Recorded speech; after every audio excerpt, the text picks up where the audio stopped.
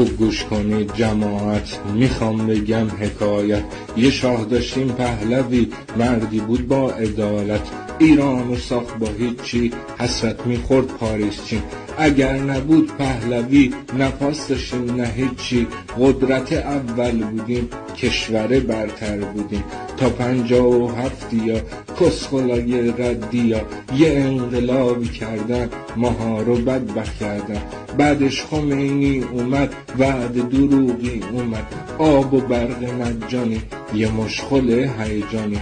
حالا که برق نداریم، آب و نونم نداریم.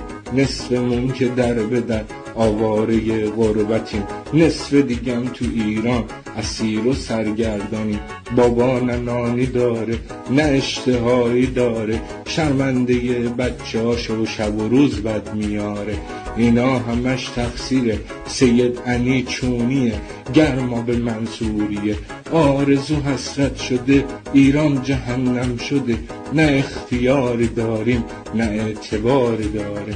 حالا که ماها سوختیم، زندگیمونو باختیم. تهش میان میگن که ما انقلاب کردیم. چه اشتباهی کردیم، ما اشتباه کردیم که انقلاب کردیم.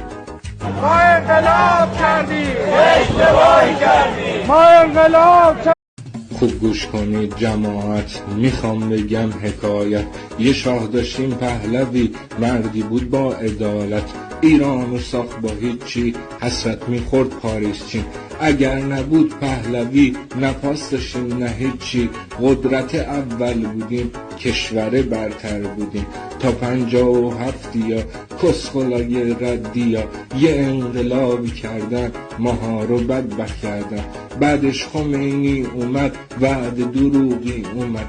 آب و برق مجانی، یه مشغل هیجانی. حالا که برق نداریم، آب و نونم نداریم. نصفمون که در به در آواره غربتیم. نصف دیگم تو ایران اسیر و سرگردانیم. بابا نه نانی داره نه اشتهایی داره، شرمنده بچه هاشو شب و روز بد میاره. اینا همش تقصیر سید عنی چونیه، گرما به منصوریه. آرزو حسرت شده، ایران جهنم شده. نه اختیاری داریم نه اعتباری داره.